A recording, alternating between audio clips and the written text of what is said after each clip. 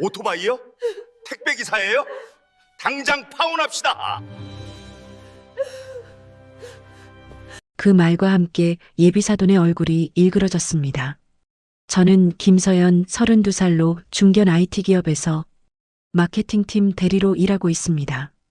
오늘은 제 인생에서 가장 중요한 날, 약혼자와의 상견례 자리였습니다. 파혼입니다. 당장 파혼이에요.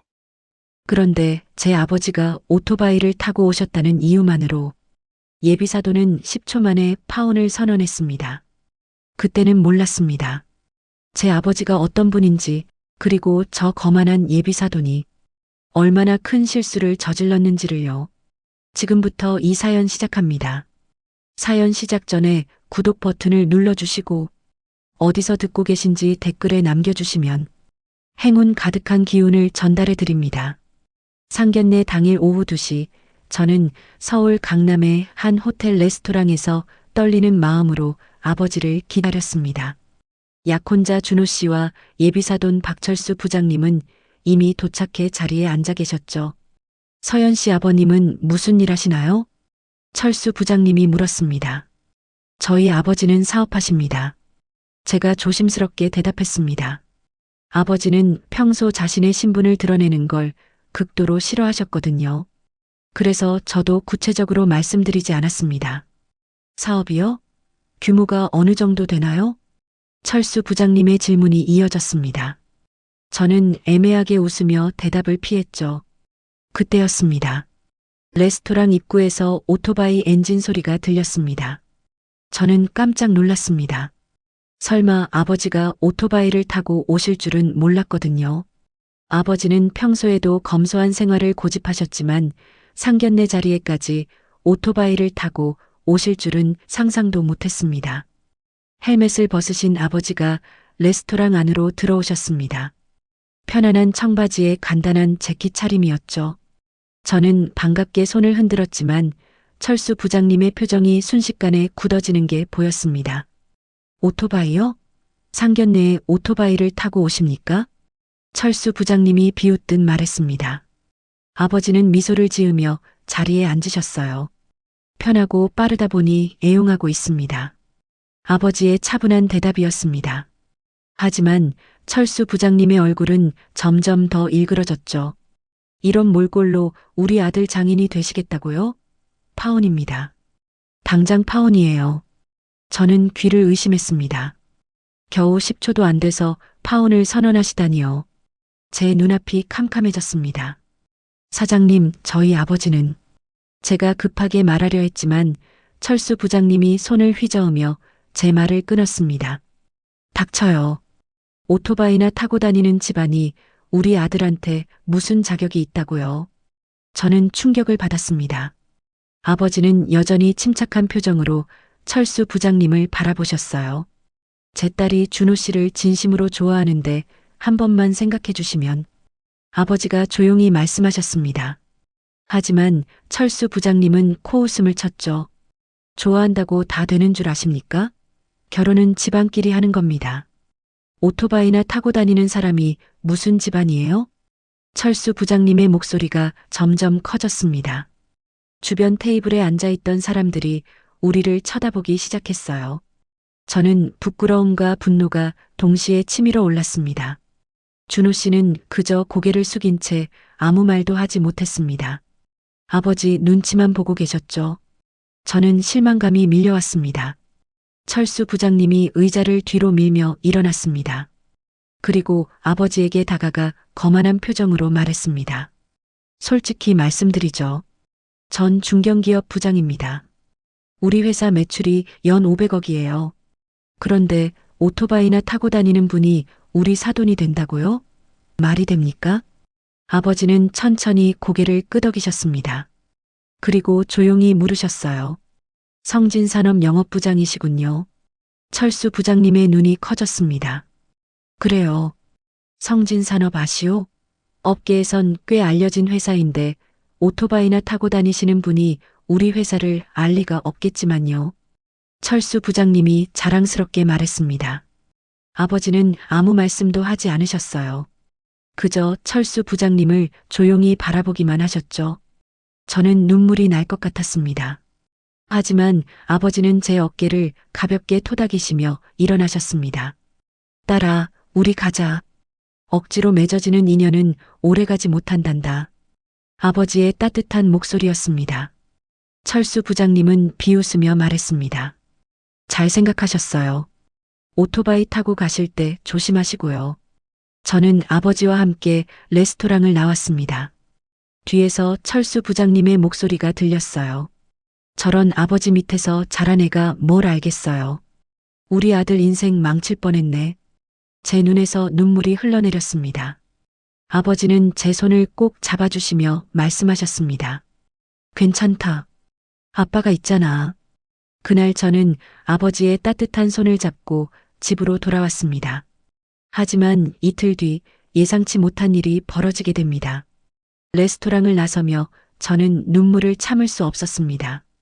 아버지는 제 어깨를 감싸 안으시며 아무 말씀도 하지 않으셨어요. 주차장에 세워둔 오토바이 앞에서 아버지가 헬멧을 건네주셨습니다. 아빠 미안해요. 쟤 때문에. 제가 울먹이며 말했습니다.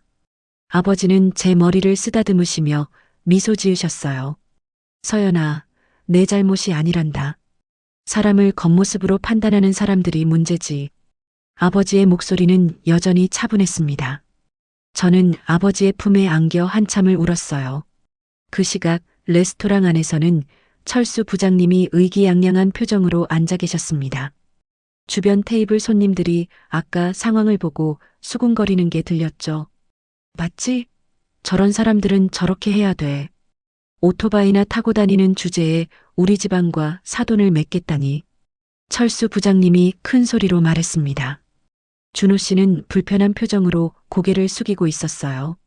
아버지, 좀 심하셨던 거 아니에요? 서연이는 정말 좋은 사람인데. 준호 씨가 조심스럽게 말했습니다. 하지만 철수 부장님은 손을 휘저으며 아들을 제지했죠. 닥쳐. 내가 뭘 알아. 결혼은 집안을 보고 해야 하는 거야. 오토바이 타고 다니는 사람이 무슨 집안이겠어. 철수 부장님의 목소리에는 확신이 가득했습니다. 저는 그날 회사로 돌아갔지만 아무 일도 손에 잡히지 않았어요. 동료들이 상견례가 어땠냐고 물었지만 저는 아무 대답도 할 수 없었습니다. 저녁이 되어 집으로 돌아오니 아버지가 거실에 앉아 계셨습니다. 평소처럼 차를 마시고 계셨죠. 아빠, 정말 괜찮으세요? 제가 걱정스럽게 물었습니다. 아버지는 고개를 끄덕이며 미소 지으셨어요. 괜찮단다. 오히려 그 사람의 본 모습을 일찍 알게 돼서 다행이지. 아버지의 말씀이었습니다. 저는 아버지의 여유로운 모습에 조금 안심이 되었어요. 그 시각 철수 부장님은 집으로 돌아가는 차 안에서 여전히 의기양양했습니다. 준호 씨에게 계속 말을 했죠. 오늘 내가 얼마나 잘했는지 알아? 저런 집안이랑 사돈 맺었으면 우리 집안 망신이었어. 오토바이나 타고 다니는 사람들이랑 어울릴 순 없지. 철수 부장님은 자신의 판단이 옳았다고 확신하고 있었습니다. 준호 씨는 아무 말 없이 창밖만 바라보고 있었어요. 다음 날 아침 저는 회사에 출근했습니다. 마음이 무거웠지만 일은 해야 했거든요. 점심시간이 되어 회사 식당에서 밥을 먹고 있는데 동료가 다가왔습니다. 서연아, 어제 상견례 어땠어? 표정이 안 좋던데. 동료가 걱정스럽게 물었습니다. 저는 힘없이 웃으며 대답을 피했어요. 그날 오후 저는 책상에 앉아 일을 하다가 문득 아버지 생각이 났습니다. 평생 검소하게 사셨던 아버지, 저를 위해 무엇이든 해주셨던 아버지. 그런 아버지를 오토바이를 탄다는 이유만으로 무시당한 게 너무 억울했어요. 저는 핸드폰을 꺼내 아버지께 문자를 보냈습니다. 사랑한다고, 최고의 아버지라고요. 아버지는 곧바로 답장을 보내셨어요. 걱정하지 말라고, 다 잘 될 거라고요. 저는 그 문자를 보며 눈물이 났습니다. 아버지는 분명 상처받으셨을 텐데 저를 걱정하고 계셨거든요.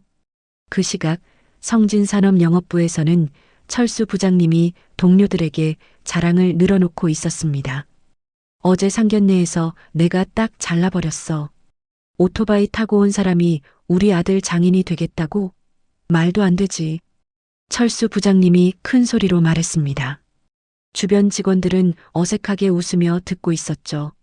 철수 부장님은 자신의 판단이 얼마나 현명했는지 계속 떠벌렸습니다. 요즘 세상에 오토바이나 타고 다니는 사람이 무슨 사업을 한다는 거야. 거짓말이 뻔하지. 내가 사람 보는 눈이 있어서 바로 알아챘어. 철수 부장님의 자신감은 하늘을 찔렀습니다. 하지만 그는 자신이 얼마나 큰 실수를 저질렀는지 전혀 모르고 있었어요. 저녁이 되어 집으로 돌아온 저는 아버지와 함께 저녁 식사를 했습니다. 아버지는 평소처럼 담담하게 식사를 하셨어요. 아빠, 저 괜찮아요. 준호 씨랑은 인연이 아니었나 봐요. 제가 애써 밝게 말했습니다.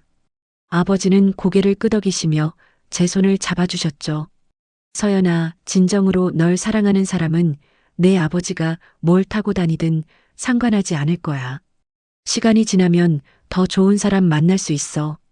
아버지의 위로였습니다. 저는 고개를 끄덕였지만 마음 한편이 여전히 무거웠어요. 그날 밤 아버지는 서재에서 노트북을 켜셨습니다. 화면에는 성진산업이라는 회사 이름이 보였죠.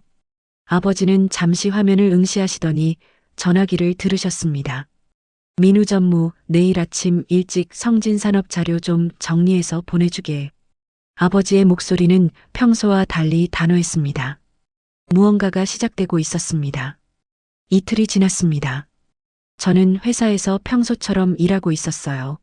상견례 일은 마음속 깊이 묻어두려고 애쓰고 있었죠. 그날 오전 10시 성진산업 영업부에 긴급 공지가 떨어졌습니다. 전 직원이 긴장하기 시작했어요. 태평양그룹 본사에서 오늘 오후 2시에 직접 방문한다는 내용이었습니다. 철수 부장님은 책상에서 일어나며 당황한 표정을 지었습니다. 태평양그룹은 성진산업의 최대 거래처였거든요. 연간 거래액만 300억 원이 넘는 중요한 고객이었죠. 태평양그룹? 갑자기 왜? 사전 통보도 없이? 철수 부장님이 급하게 말했습니다. 옆자리 과장이 컴퓨터 화면을 보며 대답했어요. 본사에서 온 메일인데요. 회장님이 직접 오신다고 합니다.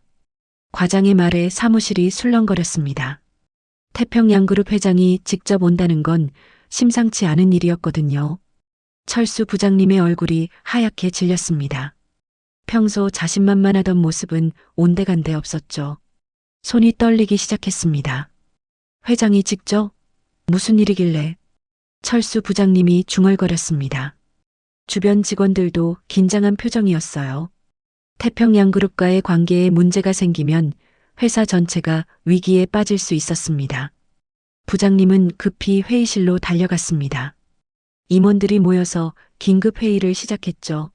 무슨 문제가 있는 건지, 왜 갑자기 회장이 오는 건지 아무도 알 수 없었습니다. 최근에 납품에 문제 있었나?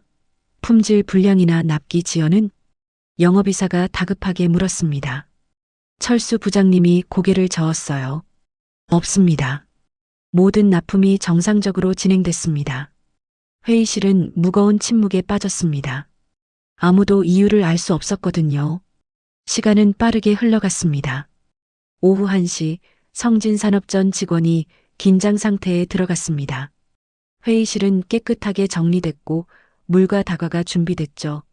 철수 부장님은 화장실에서 거울을 보며 넥타이를 고쳐맸습니다. 손이 계속 떨렸습니다. 25년 회사 생활에서 이렇게 긴장한 적이 없었어요. 태평양그룹 회장이 직접 온다는 건 심상치 않은 일이었습니다. 부장님, 준비 다 됐습니다. 비서가 다가와 말했습니다. 철수 부장님은 긴장한 표정으로 고개를 끄덕였죠. 오후 2시 정각, 성진산업 건물 앞에 검은색 벤츠 세대가 나란히 섰습니다. 뒷좌석에서 정장을 입은 남성들이 내렸어요. 그리고 가운데 차에서 한 남성이 내렸습니다. 철수 부장님은 건물 입구에서 대기하고 있었습니다. 그런데 그 순간 철수 부장님의 얼굴이 굳어졌어요. 차에서 내린 사람은 다름 아닌 이틀 전 상견례 자리에서 봤던 그 사람이었습니다. 오토바이를 타고 왔던 바로 그 남자였습니다. 하지만 지금은 완전히 다른 모습이었어요. 고급 정장에 카리스마 넘치는 표정, 그리고 그를 따르는 임원진들. 철수 부장님의 머릿속이 하얗게 변했습니다. 심장이 쿵쿵 뛰기 시작했죠. 다리에 힘이 풀렸습니다. 동철이 철수 부장님 앞에 섰습니다. 얼굴에는 미소가 없었어요. 옆에 서 있던 전무가 나섰습니다. 태평양그룹 김동철 회장님이십니다. 전무의 소개가 끝나자 철수 부장님은 눈앞이 캄캄해졌습니다. 오토바이를 타고 왔던 그 사람이 태평양그룹 회장이라고요? 국내 10대 기업의 회장이라고요? 철수 부장님의 입이 바짝 말랐습니다. 말이 나오지 않았어요. 온몸이 얼어붙었습니다. 부장님이십니까? 동철이 조용히 물었습니다.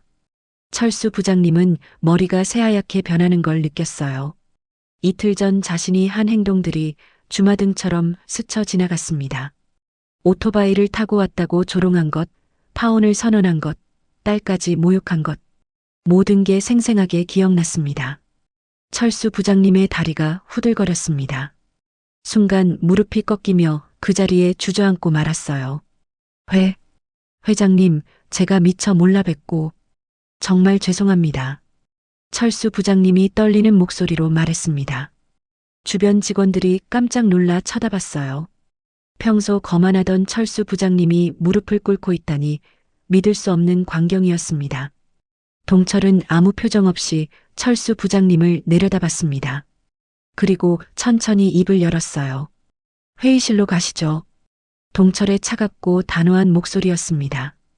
철수 부장님은 떨리는 다리로 겨우 일어났어요. 등에서 식은땀이 흘러내렸습니다. 회의실로 향하는 복도는 마치 지옥으로 가는 길처럼 느껴졌습니다. 철수 부장님은 자신이 얼마나 큰 실수를 저질렀는지 뼈저리게 깨닫고 있었어요. 뒤따라오는 동철의 발소리가 심장처럼 쿵쿵 울렸습니다. 철수 부장님의 25년 회사 생활이 무너지는 순간이었습니다. 회의실 문이 열리자 성진산업 임원진이 긴장한 표정으로 일어섰습니다. 동철이 회의실 안으로 들어섰고 철수 부장님은 그 뒤를 따랐어요. 다리가 후들거려서 걷기조차 힘들었습니다. 동철은 회의실 상석에 앉았습니다. 전무와 임원진이 양옆에 자리를 잡았죠. 성진산업 사장이 급히 인사를 건넸습니다. 회장님, 오늘 방문해 주셔서 영광입니다. 사장의 목소리는 떨리고 있었습니다. 동철은 고개를 끄덕이며 철수 부장님을 바라봤어요. 박철수 부장님과 개인적으로 이야기 나눌 게 있습니다. 동철의 차분한 목소리였습니다. 사장의 얼굴이 창백해졌죠. 개인적인 이야기라니 무슨 일이 있었던 걸까요? 철수 부장님은 의자에 앉아 있었지만 제대로 앉아 있을 수가 없었습니다. 손이 계속 떨렸거든요. 이틀 전 상견례 자리에서 자신이 한 말들이 머릿속을 맴돌았습니다. 오토바이요? 상견례에 오토바이를 타고 오십니까? 자신이 비웃으며 했던 첫마디였습니다. 그리고 이어진 말들이 생생하게 떠올랐죠. 파혼입니다. 당장 파혼이에요. 겨우 10초 만에 파혼을 선언했던 자신의 모습이 떠올랐습니다. 철수 부장님은 식은땀이 흘러내렸어요. 동철은 서류 하나를 꺼내 테이블 위에 놓았습니다. 성진산업과 태평양그룹의 거래 내역이 적힌 서류였어요. 작년 거래액이 320억 원이었습니다. 동철이 조용히 말했습니다. 철수 부장님의 얼굴이 더욱 창백해졌죠. 성진산업 전체 매출의 60%가 태평양그룹과의 거래였습니다. 회의실에 무거운 침묵이 흘렀습니다. 성진산업 사장과 임원들은 상황을 파악하지 못한 채 긴장하고 있었어요. 동철은 철수 부장님을 바라보며 입을 열었습니다. 부장님, 이틀 전 제 딸 상견례 자리를 기억하십니까? 동철의 질문에 철수 부장님은 고개를 숙였습니다. 대답할 수가 없었어요. 너무나 부끄럽고 창피했습니다. 오토바이를 타고 갔다는 이유로 10초 만에 파혼을 선언하셨죠. 동철의 목소리는 여전히 차분했습니다. 하지만 그 차분함 속에 서늘함이 느껴졌어요. 철수 부장님은 온몸이 떨렸습니다. 회의실에 있던 모든 사람이 이 상황을 듣고 있었거든요. 평소 거만하게 굴던 자신의 모습이 만천하에 드러나는 순간이었습니다. 회장님, 정말 죄송합니다. 제가 미처 몰라뵙고 큰 실수를 저질렀습니다. 철수 부장님이 떨리는 목소리로 사과했습니다. 동철은 아무 표정 없이 계속 말을 이었어요. 오토바이나 타고 다니는 사람이 무슨 집안이냐고 하셨죠. 제 딸한테도 오토바이 정비사 따위랑 결혼하면 평생 고생한다고 하셨고요. 동철이 그날의 말들을 그대로 읊었습니다. 철수 부장님은 머리를 들 수가 없었어요. 자신이 한 말들이 얼마나 무례하고 심했는지 깨달았습니다. 성진산업 사장이 깜짝 놀라 철수 부장님을 쳐다봤습니다. 믿을 수 없다는 표정이었죠. 평소 회사에서는 능력 있고 성실하다고 평가받던 철수 부장님이 그런 행동을 했다니요. 동철은 물 한 잔을 마시고 다시 입을 열었습니다. 저는 평생 검소하게 살았습니다. 오토바이를 타는 이유는 빠르고 편하기 때문이죠. 그리고 무엇보다 사람을 외모나 타고 다니는 것으로 판단하지 말아야 한다고 믿기 때문입니다. 동철의 말에 회의실이 조용해졌습니다. 모두가 숨을 죽이고 있었어요. 하지만 부장님은 저를 10초 만에 판단하셨습니다. 오토바이를 탄다는 이유만으로요. 철수 부장님은 고개를 들지 못했습니다. 변명할 여지가 없었거든요. 모든 게 사실이었습니다. 동철은 잠시 창밖을 바라봤습니다. 그리고 다시 철수 부장님을 향해 말했어요. 제 딸이 얼마나 울었는지 아십니까? 사랑하는 사람과 헤어지는 것도 슬픈데 제 때문에 모욕까지 당했다고 자책했습니다. 동철의 목소리에 처음으로 감정이 실렸습니다. 아버지로서의 분노와 슬픔이 느껴졌죠. 철수 부장님은 눈물이 날 것 같았습니다. 자신이 얼마나 큰 잘못을 저질렀는지 이제야 깨달았어요. 회장님, 정말 죄송합니다. 제가 잘못했습니다. 철수 부장님이 고개를 조아리며 사과했습니다. 하지만 동철의 표정은 변하지 않았어요. 사과는 제 딸에게 하셔야 합니다. 저한테 할 게 아니라요. 동철의 단호한 목소리였습니다. 철수 부장님은 아무 말도 할 수 없었습니다. 회의실의 시계가 째각째각 소리를 냈습니다. 그 소리가 철수 부장님의 귓가에 크게 울렸어요. 25년 회사 생활이 무너지는 소리 같았습니다. 성진산업 사장이 조심스럽게 입을 열었습니다. 회장님, 저희가 어떻게든 사과하고 보상하겠습니다. 하지만 동철은 손을 들어 사장의 말을 막았어요. 그리고 천천히 입을 열었습니다. 사장님, 이건 회사 차원의 문제가 아닙니다. 개인의 인성 문제입니다. 동철의 말이 회의실에 무겁게 가라앉았습니다. 철수 부장님은 자신의 미래가 무너지는 걸 느꼈어요. 동철은 자리에서 일어났습니다. 전무와 임원진도 따라 일어섰죠. 회의가 끝나가는 분위기였습니다. 철수 부장님은 급하게 자리에서 벌떡 일어났습니다. 이대로 끝낼 수는 없었어요. 무슨 말이라도 해야 했습니다. 회장님, 한 번만 용서해 주십시오. 제가 정말 잘못했습니다. 철수 부장님이 다급하게 말했습니다. 하지만 동철은 그를 지나쳐 문을 향해 걸어갔어요. 용서는 제 딸이 결정할 문제입니다. 동철의 차가운 대답이었습니다. 그리고 문 앞에서 멈춰서서 뒤를 돌아봤어요. 사장님, 성진산업과의 거래건에 대해 본사에서 재검토하겠습니다. 동철의 말에 회의실이 얼어붙었습니다. 거래 재검토라는 말은 곧 거래 중단을 의미했거든요. 성진산업 사장의 얼굴이 하얗게 질렸습니다. 태평양그룹과의 거래가 끊기면 회사가 큰 타격을 입을 게 뻔했어요. 회장님, 그건... 사장이 말하려 했지만 동철은 손을 들어 제지했습니다. 결정은 2주일 내로 통보하겠습니다. 동철이 단호하게 말하고 회의실을 나갔습니다. 전무와 임원진이 뒤따라 나갔죠. 회의실 문이 닫히자 무거운 침묵이 흘렀습니다. 성진산업 사장이 철수 부장님을 노려봤어요. 박 부장, 대체 무슨 짓을 한 겁니까? 사장의 목소리는 분노로 떨리고 있었습니다. 철수 부장님은 말을 잃었어요. 사장님, 제가 정말 몰랐습니다. 오토바이를 타고 오셔서 철수 부장님이 변명하려 했지만 사장이 손을 휘저으며 막았습니다. 오토바이를 탔다고 사람을 무시했단 말입니까? 당신이 무슨 자격으로 사람을 판단합니까?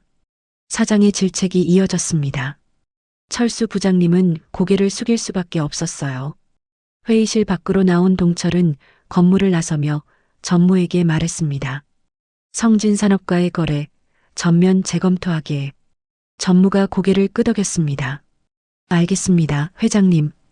대체 거래처도 함께 알아보겠습니다. 동철은 차에 타며 한숨을 내쉬었습니다. 사실 마음이 편하지 않았어요. 하지만 딸이 받은 상처를 생각하면 참을 수가 없었습니다. 차가 출발하자 동철은 핸드폰을 꺼내 딸에게 전화를 걸었습니다. 서연아, 아빠야. 오늘 저녁에 집에서 같이 먹자. 동철의 목소리는 부드러웠습니다. 딸 앞에서는 언제나 따뜻한 아버지였거든요. 그 시각 성진산업회의실에서는 긴급 임원회의가 열렸습니다. 철수 부장님은 회의실 한쪽 구석에 서 있었어요. 태평양그룹과의 거래가 끊기면 우리 회사는 심각한 위기에 빠집니다. 재무이사가 심각한 표정으로 말했습니다. 사장이 테이블을 탁 쳤어요. 박 부장 때문에 회사 전체가 위험에 빠졌습니다. 이 책임을 어떻게 지실 겁니까? 사장의 날카로운 질문에 철수 부장님은 아무 대답도 할 수 없었습니다. 저녁이 되어 저는 아버지와 함께 식탁에 앉았습니다.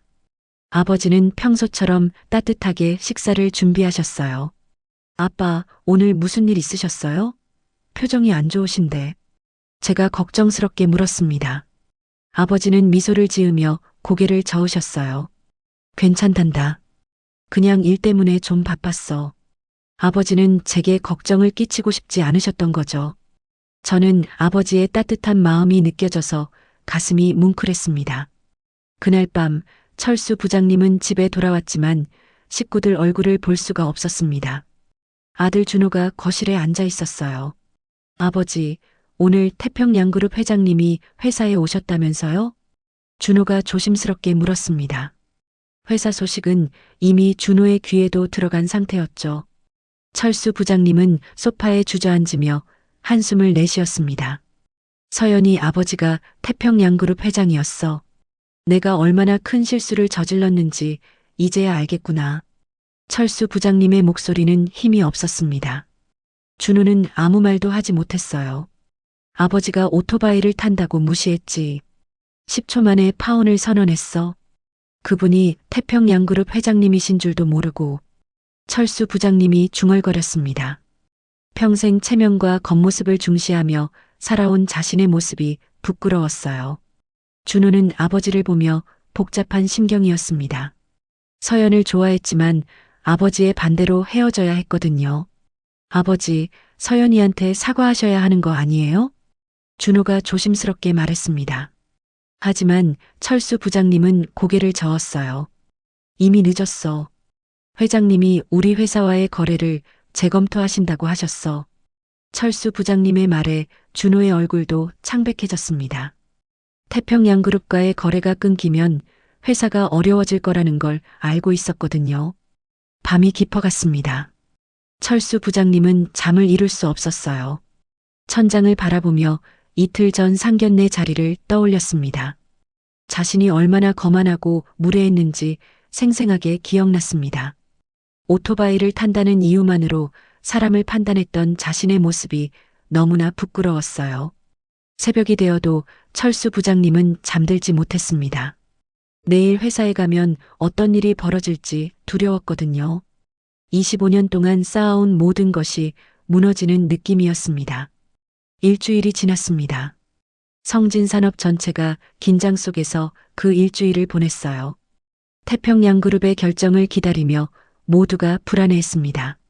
그날 아침 10시 성진산업 사장실로 공문 한 장이 도착했습니다. 태평양그룹 본사에서 온 공문이었죠. 사장이 서류를 펼쳐보는 순간 얼굴이 창백해졌습니다. 거래 중단 통보서였습니다. 태평양그룹과 성진산업의 모든 거래가 즉시 중단된다는 내용이었어요. 사장은 의자에 주저앉았습니다. 이럴 수가. 사장이 중얼거렸습니다. 연간 300억 원 이상의 거래가 한순간에 끊긴 거예요. 회사 매출의 60%가 사라지는 순간이었습니다. 사장은 급히 철수 부장님을 불렀습니다. 철수 부장님은 이미 각오하고 있었어요. 일주일 내내 제대로 잠도 자지 못했습니다. 박 부장, 태평양그룹에서 거래 중단 통보가 왔습니다. 사장의 목소리는 차가웠습니다. 철수 부장님은 고개를 숙였어요. 사장님, 죄송합니다. 철수 부장님이 떨리는 목소리로 말했습니다. 사장이 책상을 탁 쳤어요. 죄송하다고 해결됩니까?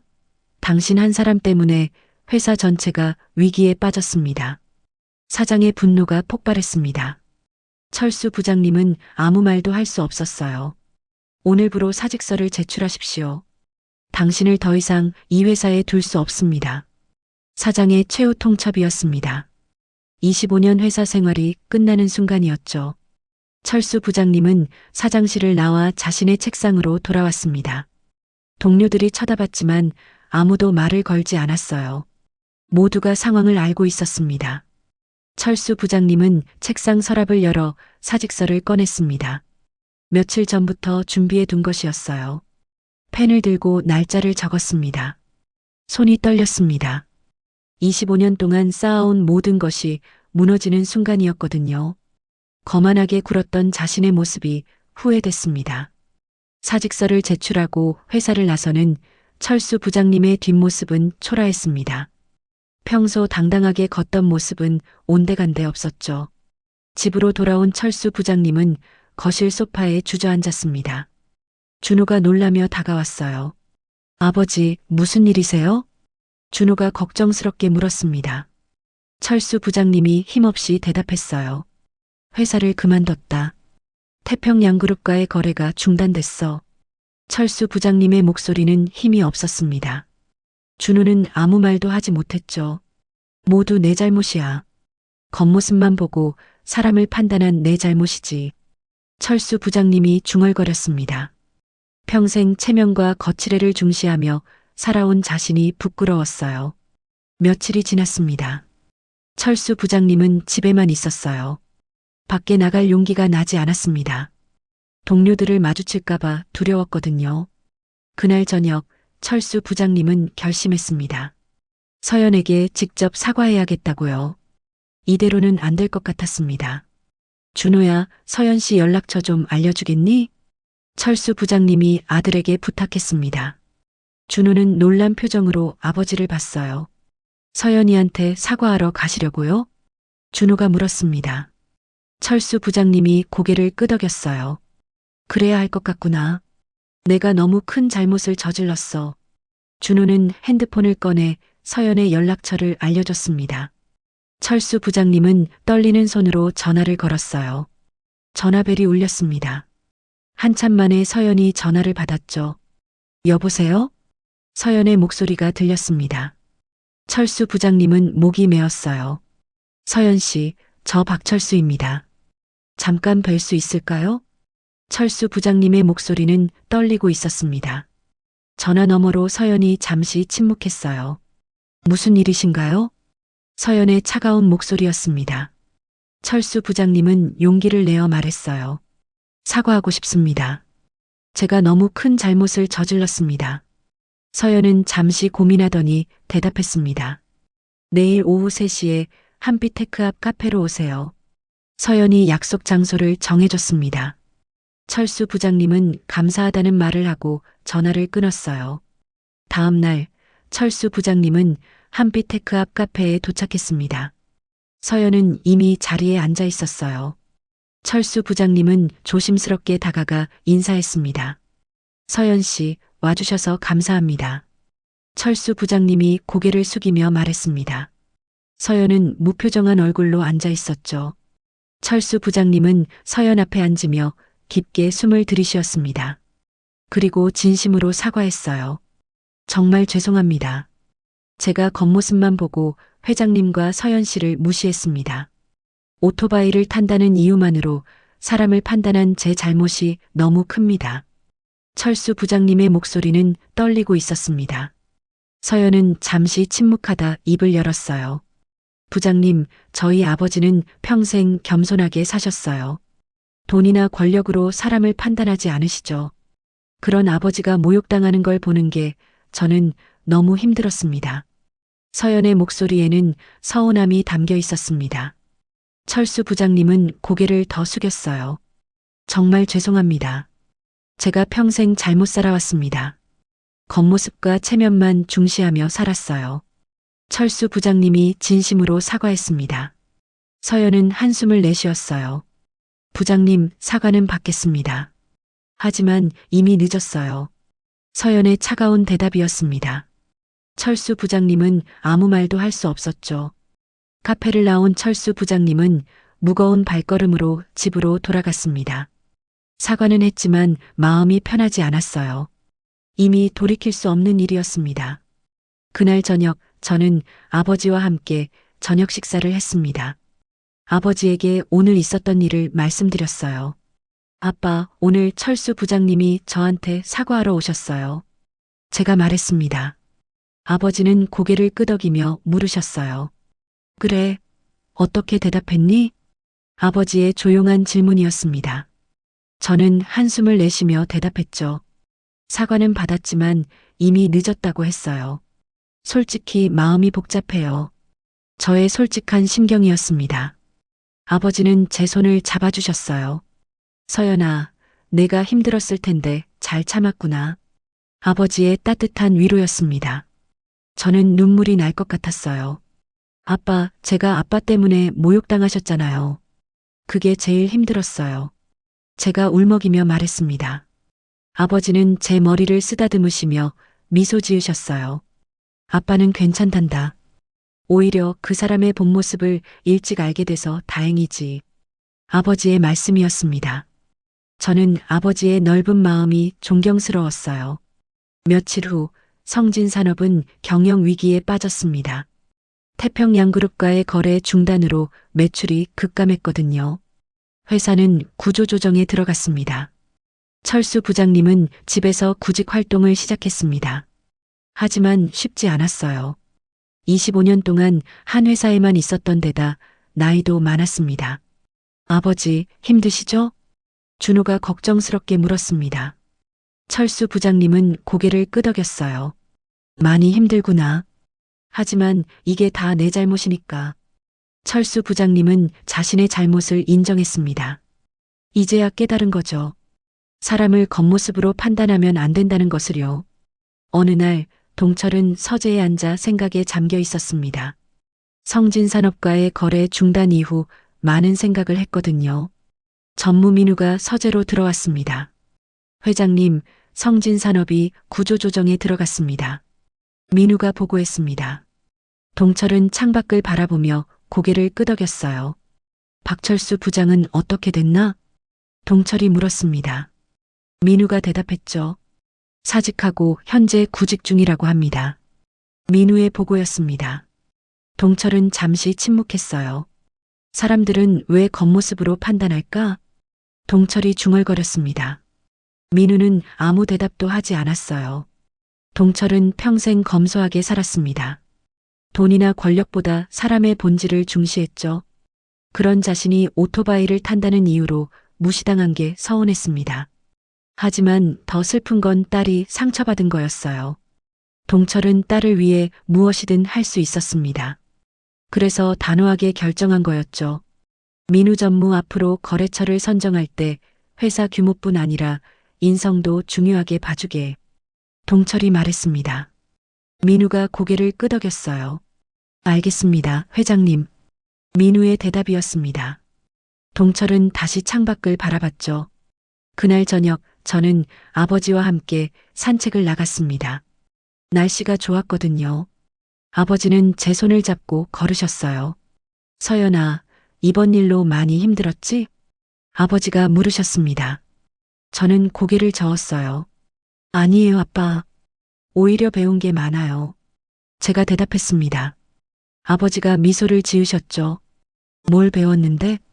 아버지의 질문이었습니다. 저는 잠시 생각하다 말했어요. 사람을 겉모습으로 판단하면 안 된다는 걸요. 그리고 아빠가 얼마나 멋진 분인지도 다시 느꼈어요. 제 솔직한 마음이었습니다. 아버지는 제 머리를 쓰다듬으시며 말씀하셨어요. 서연아, 진정한 사람의 가치는 타고 다니는 차나 입은 옷이 아니란다. 그 사람의 마음과 행동에 있는 거지. 아버지의 깊은 말씀이었습니다. 저는 고개를 끄덕이며 아버지 말씀을 가슴에 새겼어요. 아빠, 저 좋은 사람 만날 수 있을까요? 제가 조심스럽게 물었습니다. 아버지가 환하게 웃으셨어요. 당연하지. 너처럼 착한 아이는 분명 좋은 사람 만날 거야. 그리고 그 사람은 내 아버지가 뭘 타고 다니든 상관하지 않을 거야. 아버지의 확신에 찬 목소리였습니다. 저는 마음이 편안해졌어요. 그 시각 철수 부장님은 집에서 텔레비전을 보고 있었습니다. 뉴스에서 태평양그룹 소식이 나왔어요. 김동철 회장의 인터뷰였죠. 저는 평생 검소하게 살았습니다. 사람의 가치는 겉모습이 아니라 내면에 있다고 믿습니다. 텔레비전 속 동철의 목소리였습니다. 철수 부장님은 화면을 바라보며 눈물을 흘렸어요. 자신이 얼마나 잘못 살았는지 깨달았습니다. 평생 겉모습과 체면만 중시하며 살았던 자신이 부끄러웠어요. 아버지, 괜찮으세요? 준호가 다가와 물었습니다. 철수 부장님이 고개를 저었어요. 준호야, 아버지가 잘못 살았구나. 앞으로는 사람을 겉모습으로 판단하지 마라. 철수 부장님의 진심 어린 조언이었습니다. 준호는 고개를 끄덕이며 아버지의 손을 잡아줬어요. 밤이 깊어갔습니다. 동철은 서재에서 일기를 썼습니다. 딸을 위해 했던 일이었지만 마음 한편이 무거웠거든요. 하지만 잘못된 행동에는 책임이 따른다는 걸 보여주고 싶었습니다. 그게 딸에게 줄 수 있는 교훈이라고 생각했죠. 일기장을 덮으며 동철은 창밖을 바라봤습니다. 별이 빛나고 있었어요. 내일은 더 좋은 날이 올 거라는 희망을 품으며 동철은 잠자리에 들었습니다. 한 달이 지났습니다. 저는 회사에서 평소처럼 일하고 있었어요. 상견례 일은 이제 많이 정리가 됐습니다. 여전히 가끔 생각나지만 예전보다는 마음이 편해졌어요. 어느 날 점심시간 동료가 제게 말했습니다. 서연아, 우리 팀에 새로운 과장님 오신대. 다음 주부터 같이 일하게 될 거야. 동료가 밝게 말했습니다. 저는 고개를 끄덕이며 웃었어요. 회사 생활은 계속됐고 저도 일상으로 돌아가고 있었습니다. 준호 씨와의 일은 이제 좋은 추억으로 남기로 했어요. 그 시각 철수 부장님은 작은 중소기업에 취직했습니다. 대기업 부장에서 중소기업 사원으로 내려왔지만 불평하지 않았어요. 오히려 겸손하게 일하려 노력했습니다. 박사원, 이 서류 좀 정리해 주세요. 팀장이 말했습니다. 철수 부장님은 이제 박사원이었어요. 네, 알겠습니다. 철수 부장님이 밝게 대답했습니다. 예전 같았으면 상상도 못할 일이었죠. 하지만 지금은 달랐습니다. 점심시간에 철수 부장님은 동료들과 함께 구내식당에서 밥을 먹었습니다. 평범한 일상이었지만 행복했어요. 박사원님, 전 회사에서는 뭐 하셨어요? 젊은 동료가 물었습니다. 철수 부장님이 웃으며 대답했어요. 영업부장이었습니다. 하지만 큰 실수를 해서 그만뒀죠. 철수 부장님의 솔직한 대답이었습니다. 동료들이 놀란 표정을 지었어요. 부장님이셨어요? 근데 왜? 동료가 궁금해했습니다. 철수 부장님이 차분히 말했어요. 사람을 겉모습으로 판단했습니다. 그래서 큰 실수를 저질렀죠. 제가 배워야 할 교훈이었어요. 철수 부장님의 말에 동료들이 숙연해졌습니다. 철수 부장님은 이제 달라져 있었어요. 겸손하고 진심으로 반성하는 모습이었죠. 저녁이 되어 집으로 돌아가는 길, 철수 부장님은 가벼운 마음이었습니다.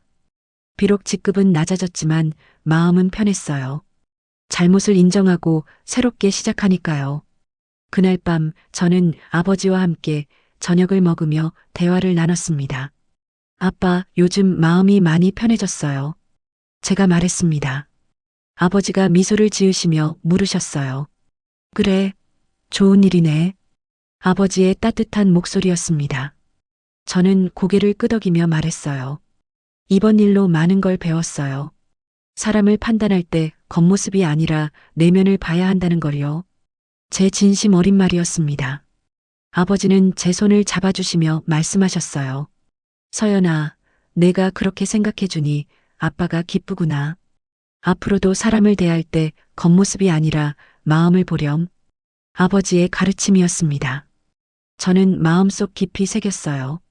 한편 준호는 아버지 철수 부장님의 변화를 보며 많은 걸 느꼈습니다. 서연을 잃은 건 아쉬웠지만 아버지가 교훈을 얻었다는 게 다행이었어요. 아버지, 많이 변하셨어요. 준호가 말했습니다. 철수 부장님이 웃으며 대답했어요. 그래, 늦었지만 이제야 깨달았구나.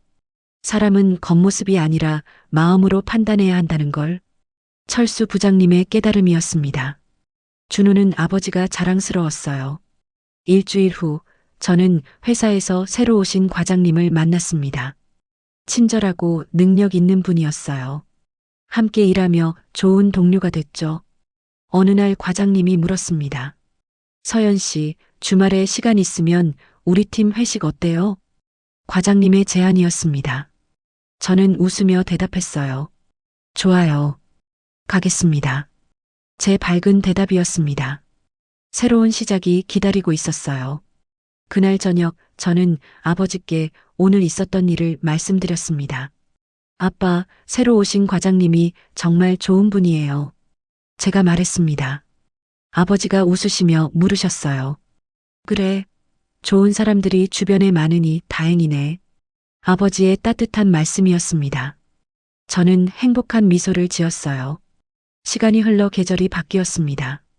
가을이 왔고 낙엽이 떨어졌어요. 저는 회사에서 승진했고 새로운 프로젝트를 맡았습니다. 어느 날 아버지가 제게 선물을 주셨습니다. 작은 목걸이였어요. 서연아, 이걸 내게 주고 싶구나. 아버지가 말씀하시며 목걸이를 건네주셨습니다. 목걸이에는 작은 펜던트가 달려 있었어요. 하트 모양이었죠. 아빠 예뻐요. 제가 기뻐하며 말했습니다. 아버지가 미소 지으시며 말씀하셨어요. 이 목걸이는 진심을 상징한단다. 항상 진심으로 사람을 대하렴. 그러면 진심을 가진 사람을 만날 수 있을 거야. 아버지의 깊은 뜻이 담긴 선물이었습니다. 저는 목걸이를 소중히 간직했어요. 철수 부장님도 새로운 회사에서 열심히 일했습니다. 겸손하게 배우고 동료들을 존중했죠. 서서히 회사에서 인정받기 시작했어요. 박사원님, 정말 성실하시네요. 팀장이 칭찬했습니다. 철수 부장님은 겸손하게 웃었어요. 아직 배울 게 많습니다. 철수 부장님의 겸손한 대답이었습니다. 예전의 거만함은 온데간데 없었죠. 어느 주말 저는 아버지와 함께 공원을 산책했습니다. 가을 하늘이 맑았어요. 아빠, 이번 일로 제가 많이 성장한 것 같아요. 제가 말했습니다. 아버지가 고개를 끄덕이시며 웃으셨어요. 그래, 힘든 일도 있었지만 그 속에서 배운 게 많지? 아버지의 말씀이었습니다. 저는 진심으로 고개를 끄덕였어요. 인생은 계속됩니다. 저는 새로운 사람들을 만나고 새로운 경험을 하겠죠. 하지만 이번 일로 배운 교훈은 평생 잊지 않을 겁니다. 사람의 진정한 가치는 겉모습이 아니라 마음과 행동에 있다는 것. 그리고 진심으로 대하면 진심이 돌아온다는 것을요. 저는 행복한 미소를 지으며 아버지와 함께 산책을 계속했습니다. 앞으로 더 좋은 날들이 기다리고 있을 거라는 희망을 품으며요. 진정한 사랑은 물질이 아닌 마음에서 시작됩니다. 여러분의 소원이 이루어지길 바랍니다.